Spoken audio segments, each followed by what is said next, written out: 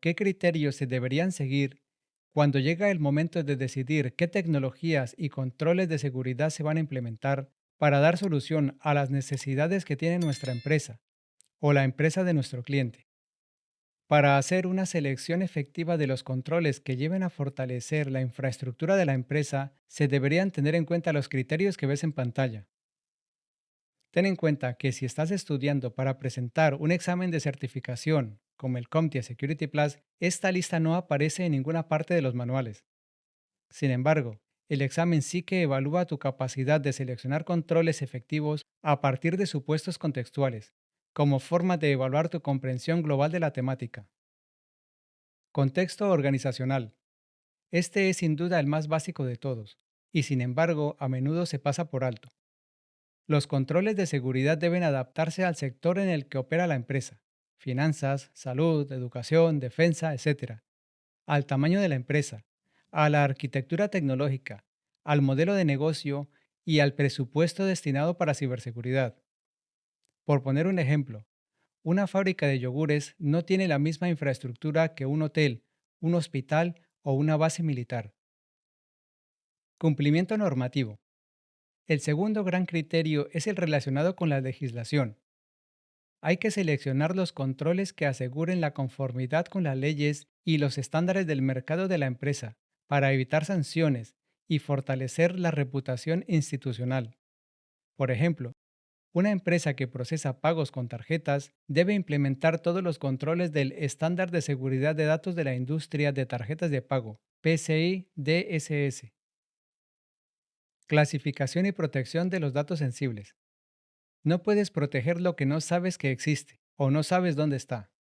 Si estás en un almacén logístico, tienes que tener un inventario de todas las mercancías y mantener esas mercancías perfectamente etiquetadas y ubicadas en estanterías, ¿verdad? Pues a los datos también hay que clasificarlos para poder protegerlos. La clasificación de datos es el proceso de etiquetar la información según su nivel de sensibilidad, por ejemplo, pública, interna, confidencial, restringida, solo para los dioses, lo que sea. Esto determina qué políticas de seguridad deben aplicarse para protegerla, tanto en almacenamiento como en transmisión. Una vez tienes etiquetados y clasificados los datos, puedes identificar cuáles son los activos críticos de la compañía que hay que proteger a toda costa. La protección de datos es el conjunto de prácticas, tecnologías y políticas destinadas a salvaguardar la integridad, disponibilidad y confidencialidad de la información, ya sea estructurada o no, frente a pérdidas, accesos no autorizados, alteraciones o destrucción. Incluye medidas como cifrado, respaldo, control de accesos, monitoreo y recuperación ante desastres, aplicadas tanto a datos personales como corporativos, financieros, operacionales o técnicos. Evaluación de riesgos. Una vez identificados los datos que deben protegerse, el siguiente paso es realizar una evaluación de riesgos. Este proceso consiste en documentar las amenazas potenciales que enfrenta la infraestructura, así como las vulnerabilidades presentes en los sistemas. Evaluar estos factores permite priorizar la implementación de controles de seguridad, basándose en el impacto que podrían generar y la probabilidad de que ocurran. Por ejemplo, una empresa que se dedica a las ventas online tiene como prioridad que sus servidores sean resistentes a ataques de DDoS y a la explotación de vulnerabilidades web. Gestión de vulnerabilidades. Las vulnerabilidades son las debilidades del sistema. Si encuentras vulnerabilidades, haz lo posible por solucionarlas con el objetivo de reducir riesgos de seguridad.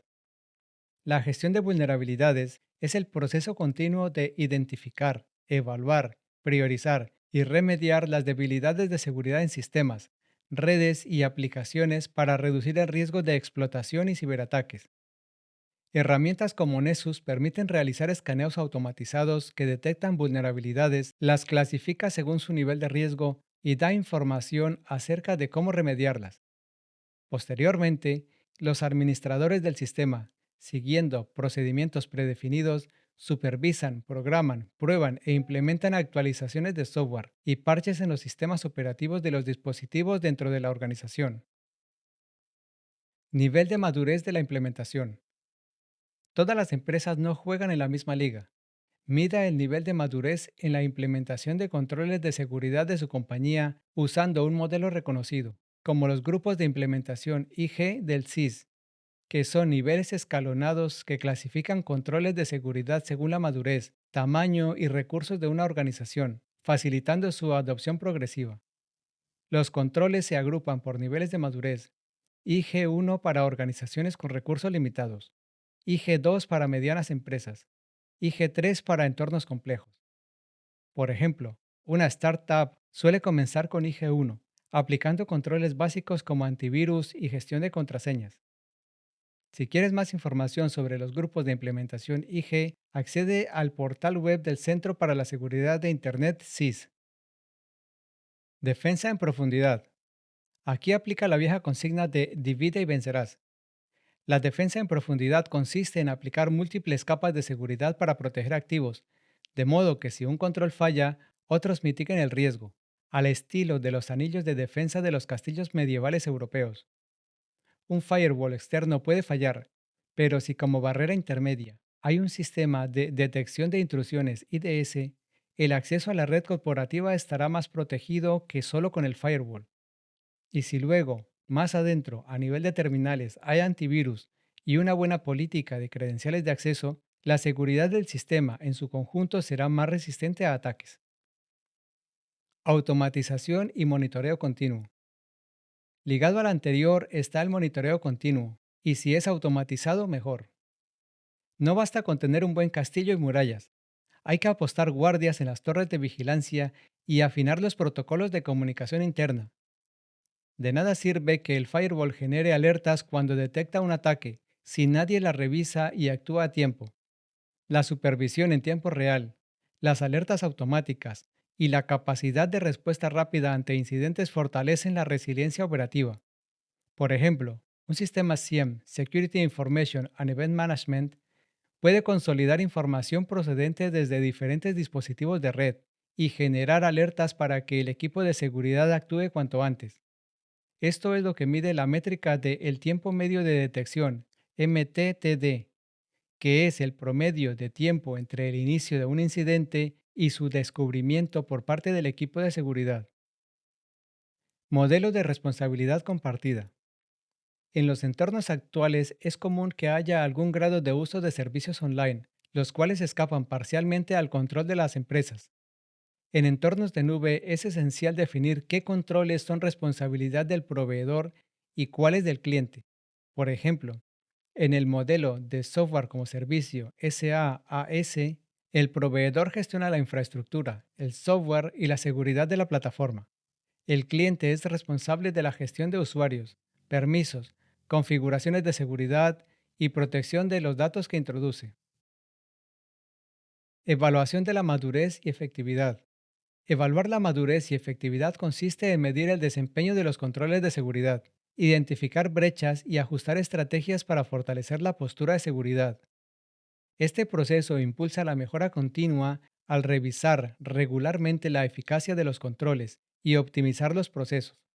Por ejemplo, evaluar si las copias de seguridad se realizan de forma regular, se prueban periódicamente y se ajustan según las necesidades del negocio es un asunto de máxima importancia si un día se requiere recuperar un sistema después de un ataque de ransomware. Capacitación y concienciación. Siempre tenga en cuenta que el factor humano es quizá el más débil y el más propenso a ser explotado en ciberseguridad. La formación continua del personal reduce el riesgo de errores humanos y mejora la cultura de seguridad. Si vas a defender el castillo, más te vale tener un ejército de soldados bien entrenados. Por ejemplo, los simulacros de phishing sirven para entrenar a los empleados en la identificación de correos electrónicos maliciosos. Adaptabilidad tecnológica. No basta con hacer los deberes y luego sentarse a descansar. Cada minuto surgen nuevas amenazas. Los controles de seguridad deben ser escalables y capaces de evolucionar. Esto implica mantenerse al día con tendencias como Internet de las Cosas, movilidad y entornos híbridos, inteligencia artificial, y desarrollar planes a mediano y largo plazo para migrar gradualmente hacia infraestructuras más modernas y seguras. Por ejemplo, Es importante reconocer que los ciberataques están evolucionando rápidamente y cada vez más son impulsados por sistemas de inteligencia artificial capaces de adaptarse, aprender y superar defensas tradicionales. Frente a esta nueva generación de amenazas, ya no basta con las herramientas convencionales. Es fundamental adoptar soluciones avanzadas que estén a la altura de esos desafíos, integrando tecnologías inteligentes que fortalezcan la detección, respuesta y prevención de ataques automatizados.